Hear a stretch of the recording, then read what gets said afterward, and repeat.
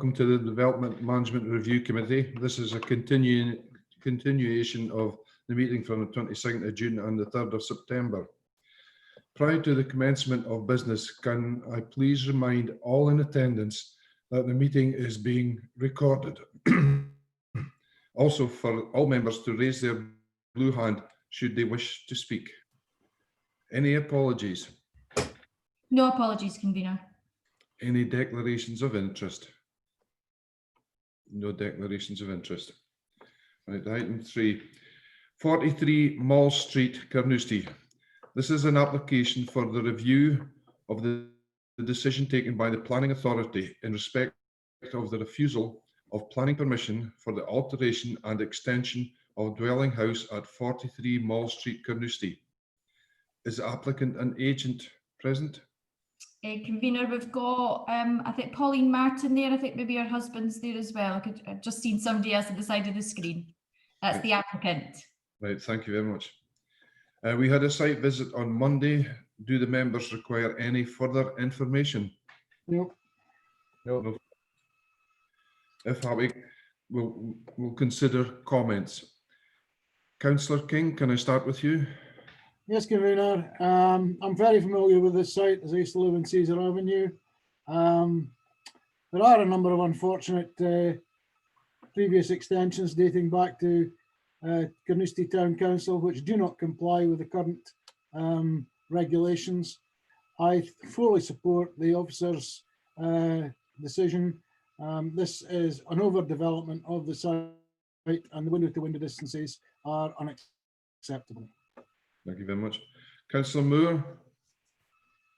Convener, Councillor Moore hadn't joined the meeting, so and there was no apology from him this morning. That's fair enough. Councillor Duff, I can see him. Yeah, I'm here.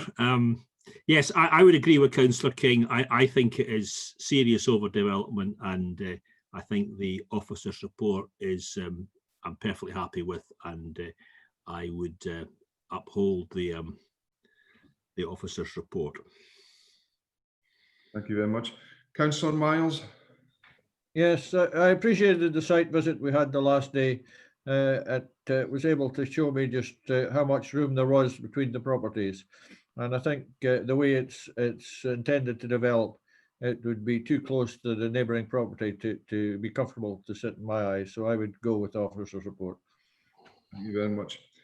I also would have to go with the officer's report.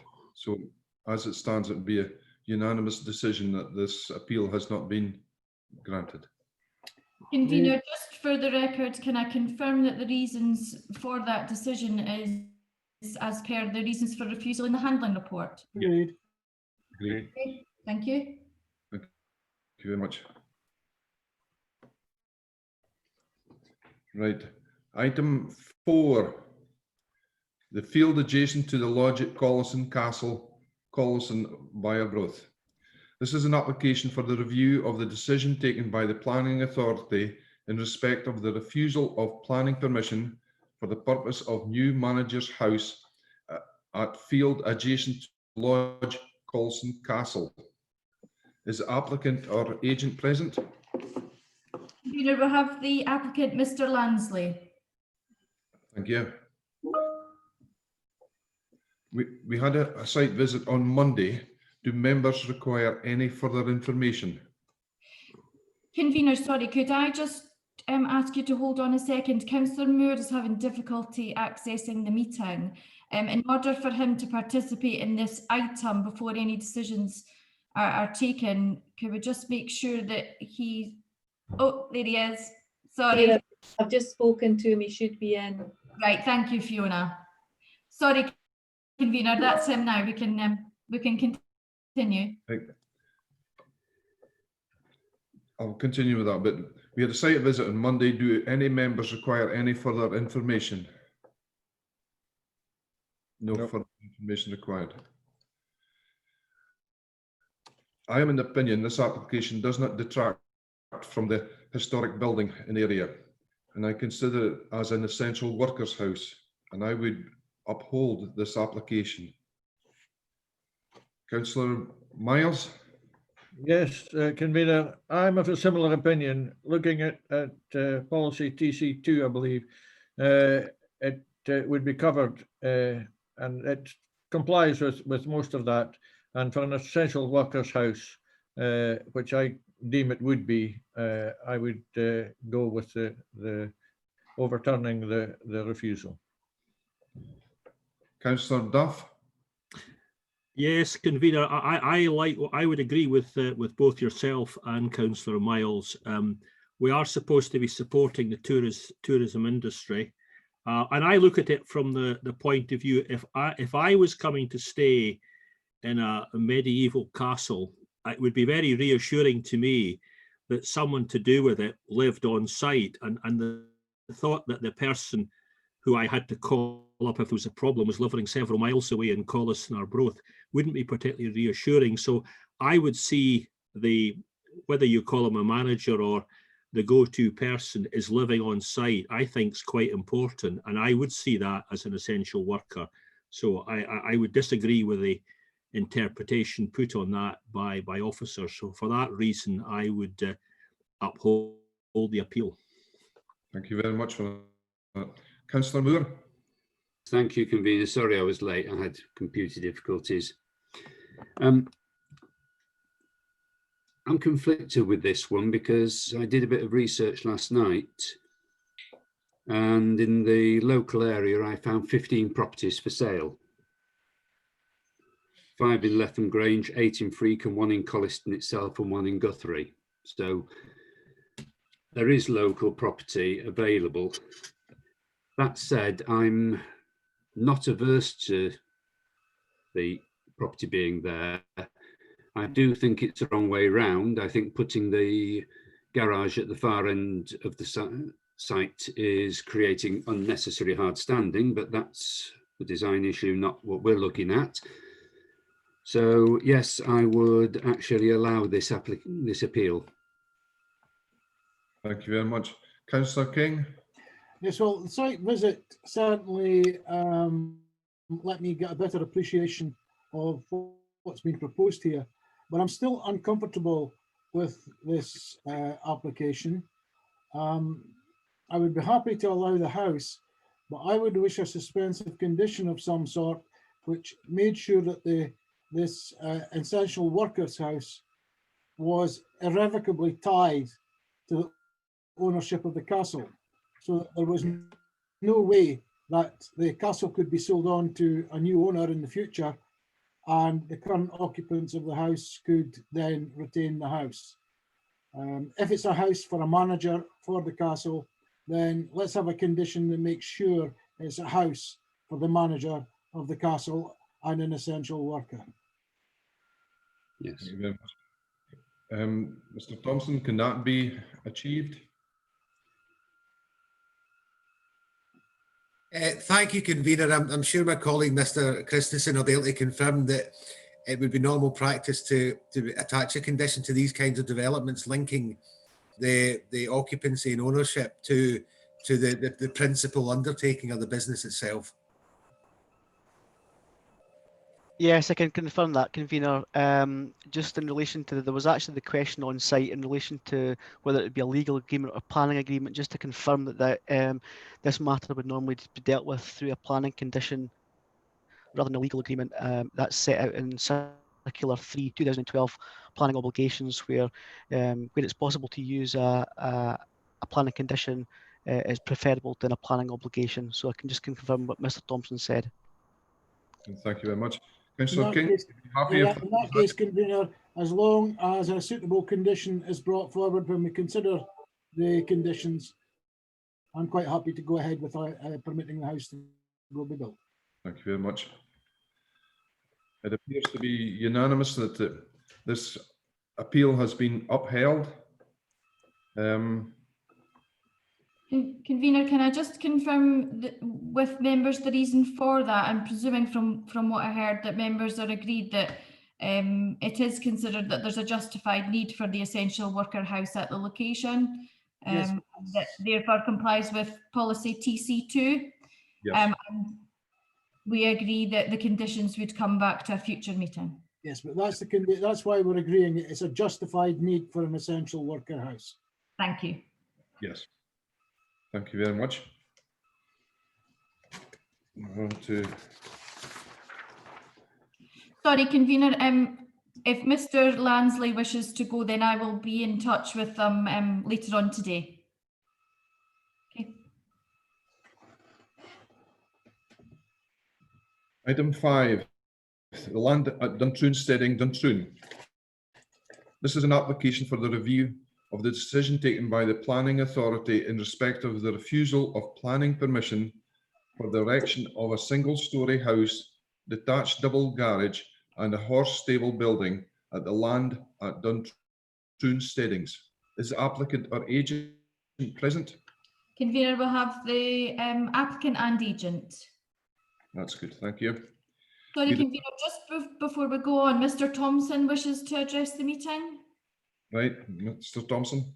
Thank you, convener. It was just an issue that arose, yes, the site visit on Monday, and there was a query about restricting development. Should the committee be minded to approve the application and restricting development elsewhere on the site? It would be possible, as with the last application, to restrict development by condition, but I would advise the committee that at a future date, if there was an application on the site, notwithstanding the condition, I think it would be difficult for the committee to refuse that application if it was consistent with the development plan at that time. Yeah, thank you very much for that information. We had a site visit on Monday. Do members require any further information? No, no further. Convener, yes. I'm looking at the plan, and after the site visit yesterday, I am noticing that the site includes the wooded scrub area to the west of the site. Can I confirm what the size of the site external to that scrub area is? Mr. Thompson, would you? No, so it would be Mr. I'm on page 317. Thank you, Councillor King. I don't have that information to hand. I would have to go and measure that site, excluding obviously the red line area has been calculated in the handling report, but the external area, I'm not sure what the size of that is at the moment. Right. What's the size of the red area, the red lined area? My understanding from the handling report is 4,500 square metres. 4,500 square metres. So it looks as though the usable area is maybe about 2,500 square metres. If you look at the far west of the site, it's totally covered with trees and scrub. That probably accounts for about 2,000 square metres, approximately. It could be approximately that, but as I say, we would need to have a measurement to actually to be sure. It's also worthwhile raising as well that obviously that the policy in terms of the countryside housing guidance obviously sets out the minimum and maximum plot sizes for a category 1 rural settlement unit. Yeah. Thank you very much. We'll go on to comments. Councillor Miles. Yes, well, again, a site visit was extremely helpful, and taking on board what was just been said with the site, I would think it's even less than that available space to build the site. Looking at the bit on my map, I would think it's about a third of the actual red area that would be available, and then with the steep bank beforehand, I feel that a house on this site would be quite acceptable. The Duntroon Steading and cottage looks like it would be ready for development. It's of a poor condition.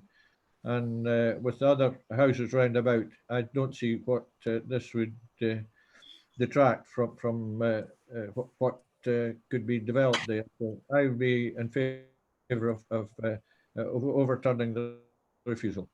Thank you very much. Councillor Duff.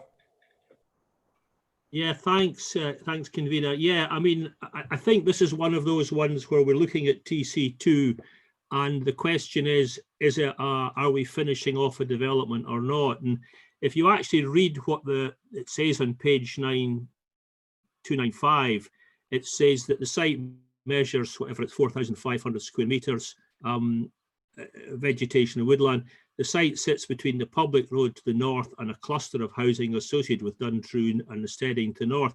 That kind of almost makes the point that it's adjacent to a cluster of housing. And if you look at that cluster of housing, and this is where the site visit was so helpful, I mean, some of the housing, it's a variety of different housing. Some of it was 1970s L-shaped bungalows. So, I mean, one of the comments about this is the development looks a bit suburban. Well, I can't think of anything more suburban than an L-shaped 1970s bungalow, and that's further up the hill. So I believe it is rounding off a settlement. There's some land there that is clearly not being used for anything. It's fairly unattractive scrub land. I completely support overturning the decision here, and I think to me it seems like the right decision. I think it's just joining another house onto a group of houses which are of a variety of vintages and styles. Thank you very much for that. Councillor Moore. Thank you, Convener. Well, I'm probably going to end up in the majority of one, but I think the officers got it correct. When you look at the reasons for refusal, which I'm desperately trying to find again, we have the issue of is it RS? Category 1 rural settlement unit. The proposed plot size significantly exceeds the maximum plot size for a new house.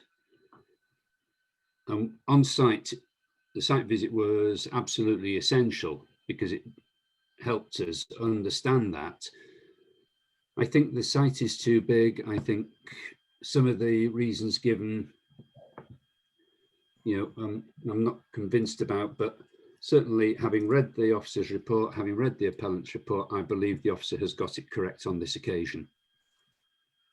Thank you very much, Councillor Moore. Councillor King. Yes, Convener, I'm looking at looking at this plan that I've got in front of me.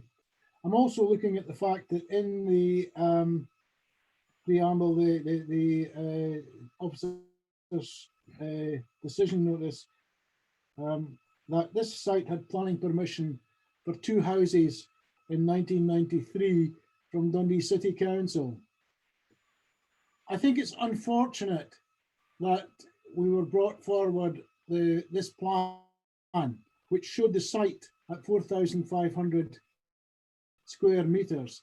That may be the total property that would be bought by or sold in this, because I noticed that there was a for sale sign hammered up beside it while we were there on the site visit. Had this site been divided, I think we could have had a road frontage less than 50 meters, not the 77 that's mentioned, and a site area of less than 2,500 square meters. I'm quite happy that we should allow a house to be built on here, but I would be looking for 2 suspensive conditions.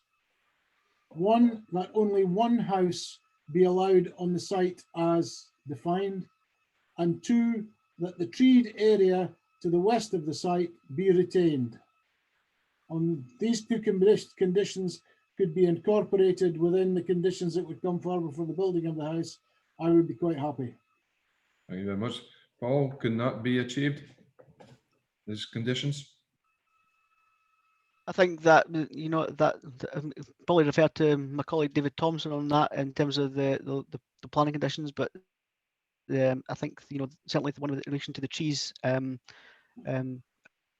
think would probably be reasonable. It's obviously within the red line area of the application site. Restricting the house to one house, I think probably been covered already by Mr. Thompson in his earlier comments. Yes, but we would have an opportunity to review any application for a further house on the site when an application come in, and meanwhile there'd be no question of going back to 2 houses. Yes, I think that's fair. I think any application would then be considered on its own merits at a subsequent stage in terms of what the development plan is setting out at that time. Yeah. I'm just concerned at the sort of precedent of Dundee City Council having consented for 2 houses to be built on this site, even though it is 27 years ago, it's the sort of thing that does get dragged up again. I think that's certainly something I think members should probably consider, as in terms of if they're wanting to allow the appeal, is whether it would set a precedent Thank you very much for that. for further development. Sorry. I would have no problem in passing this application, and there is a lot of new builds in the area, and all different designs and shapes and sizes. So I don't think it would detract from anything in the area. So I regard that there's 4-1. Councillor Moore, are you against? Yes. The it's 4-1 against the application. So against the appeal. So the applicant. Convener, sorry, I just come in to make sure that Councillor Moore doesn't wish to formally move an amendment. I obviously hear what other members are saying, and also if members are agreed to uphold the appeal, we would need reasons for that as well. I know Councillor Duff obviously mentioned one of the reasons, but I think members may wish just to take a couple of minutes to agree with yourselves exactly the reasons for approving and upholding the appeal. Before we go to that, are you accepting the principle of the two conditions that I suggested, Convener? Yes, I was accepting that. Yes.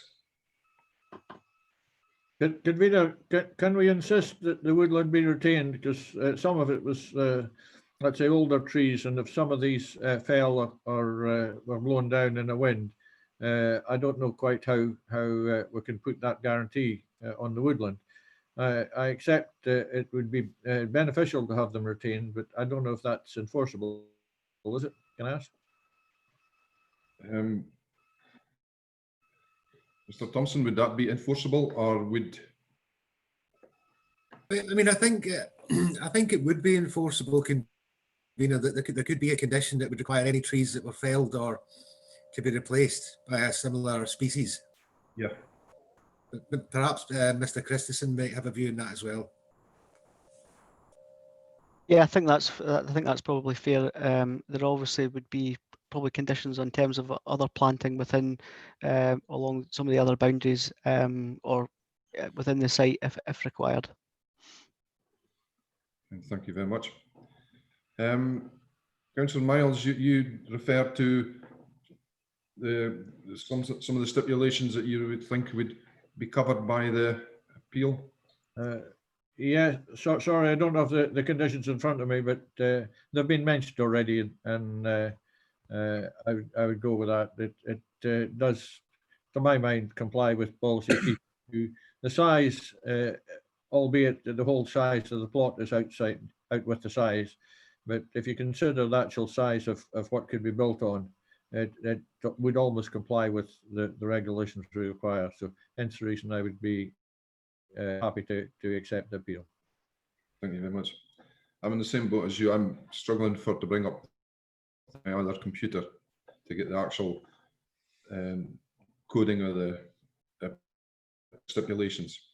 Convener, just to clarify, I think Councillor Duff said that the proposal would round off, I think therefore complies with policy TC2. Yeah, I would agree with that. It's just to confirm whether members would wish to add anything further to that. No, that satisfies me. I think one of the other reasons for refusal was that the building was not, that the character of the building was not appropriate for a rural development. I can't remember the code, and I think my response to that is that it is no different from the other ones that are currently present at the top of the hill, which, as I say, are modern 1970s, 80s buildings and are not particularly rural in character, I would suggest, and this is going to be no different. So I think that as an objection is kind of spurious, given what's adjacent to it. Yes, I had to agree with that one as well. Okay. Is there any other member wish to? Sorry, Paul, you've got your hand up. Sorry, I missed that. Just like to raise the point just in terms of the countryside housing guidance, just for clarification. In relation to a building group for rounding off, the guidance is clear that it says that a single new house may be permitted where development would round off an established group of 3 or more closely related residential buildings or buildings capable of conversion for residential use. This should be located within the building group, i.e. generally located close to other buildings in the group, provided this does not overall sense of containment and cohesion of the group within its wider landscape setting. Now, I think it's just want to point it out that the handling report has obviously considered that guidance and has set out that it would be contrary to that on the basis that it would be extending a group. So just wanted to make that point clear in relation to the policy TC2. I still think it meets the criteria for the build. Councillor Moore has his hand up, convener. Councillor Moore, I'm sorry, I can't see any hands at all. Sorry, I apologise.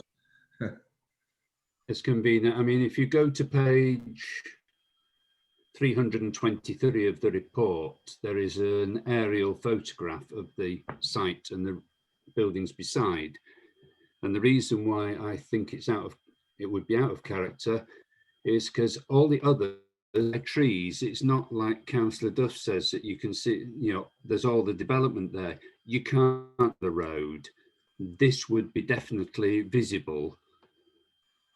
And that's why I don't think why the officer has got it correct, because I don't think it would detract from the area rather than enhance it.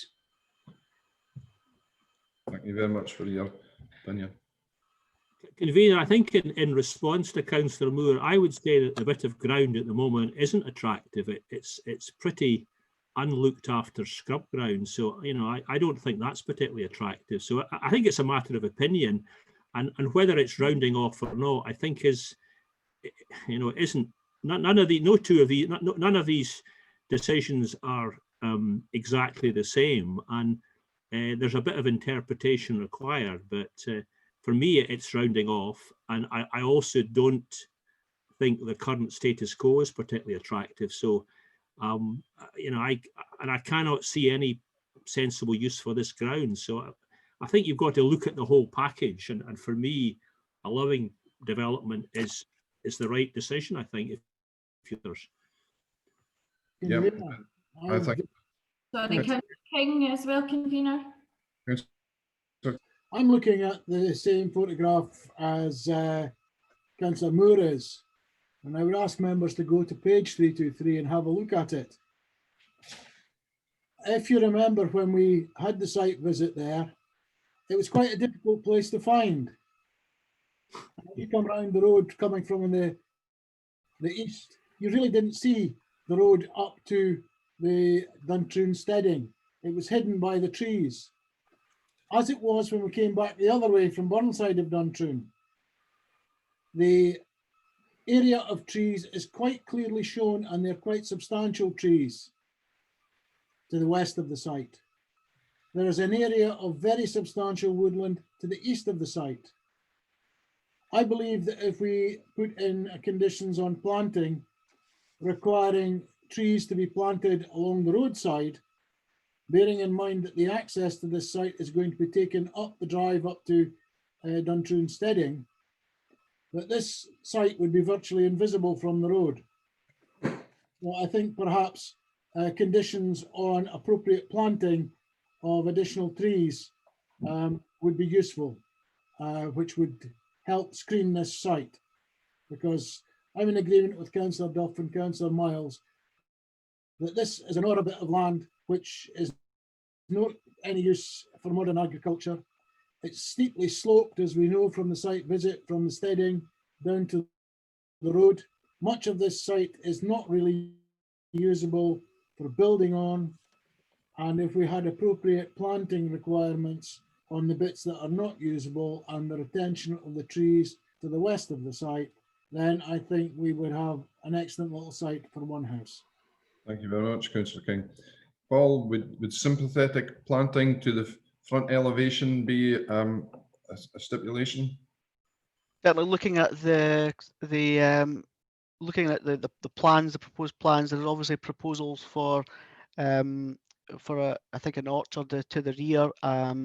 I can't quite see from the plan whether there's any proposed planting on it'll be the northern boundary, but certainly planning conditions would be probably put in place in terms of appropriate planting as well, if required. But if I could suggest, perhaps not huge trees that might be subject to blowing down, but native trees like hawthorn and other trees that don't necessarily grow extremely high, but can give quite a dense screening effect. Certainly my understanding is that certainly when planting conditions are put in it, they're normally looking for native species. Yeah. That sounds a fair enough comment. Convener, I'm Yes. slightly concerned if the trees grow at that front elevation, it could cause problem for both the property and the road. So I'm less inclined to go for the front elevation planting. I think there's enough screening on the sides without insisting on any front elevation planting. By all means, they can put in some screening if other types are like, but trees there, they tend to grow up and can then maybe damage either building or the road. And I don't think there's a huge amount of room there to put in any substantial trees, bushes possibly, but I don't think that would be a good condition to apply. I'm not suggesting oaks or elms, Councillor Miles. I'm suggesting hawthorn and similar small trees, things that don't grow up much above 20 feet. Even 20 feet's pretty high. Well, are we agreed that we're going to pass this? Agreed. Convener, sorry, I just need to clarify with members in terms of the reasons for upholding the appeal, so that we can have that for the minute. From what I've heard, certainly we've got the rounding off of the settlement, and in terms of the design, I think Councillor Duff, yes, Councillor Duff, you had said that you felt that it did fit with the character and pattern of development. So that would then comply with policies TC2 and DS3. Is there anything else that members would wish to add to that? No, that covers it for me. I think the only other point, Sarah, is that there was a criticism of the size of the site, and Okay. I think we kind of have to acknowledge that a lot of the site isn't really suitable for building. And if we're also stipulating that the trees are retained, then it's a big site, but not much of it's usable. And if we don't want two houses there, you've either got to go for 1 or 0. And I think we've made a case for 1. So I think the size of the site, we're not talking about a perfect site on a residential estate. We're talking about a bit of land and what is usable to build on. I think we just have to accept it isn't typical. It is what it is, if you like. And for that reason, the land, the plot of land is large for one house, but then they're proposing to build some sort of equestrian building as well. Okay, that's lovely, thank you. And that will of course be subject to the conditions that would come back to a future meeting. Yes. Yep. Yeah. Okay, So- thank So that's basically the end of the meeting, and the person will be happy enough to know he's getting to build his house now. I'll be in touch with Mr. Smith and Miss Johnston at some point today. That's But good. the question is, Convener, having seen the for sale sign go up while we were visiting there, is the applicant going to proceed with this, or is he going to sell it with planning permission? Regardless, it's still the same site. It's still the same site, but it did raise questions in my mind. It's still the same site, Convener, but if somebody else buys it, we might find a totally different application coming in. Exactly. However, we'll deal with that when it comes in, if it does. Right. Thank you very much, and thank you all for attending. Thank you. Okay, Thank thank you. Right.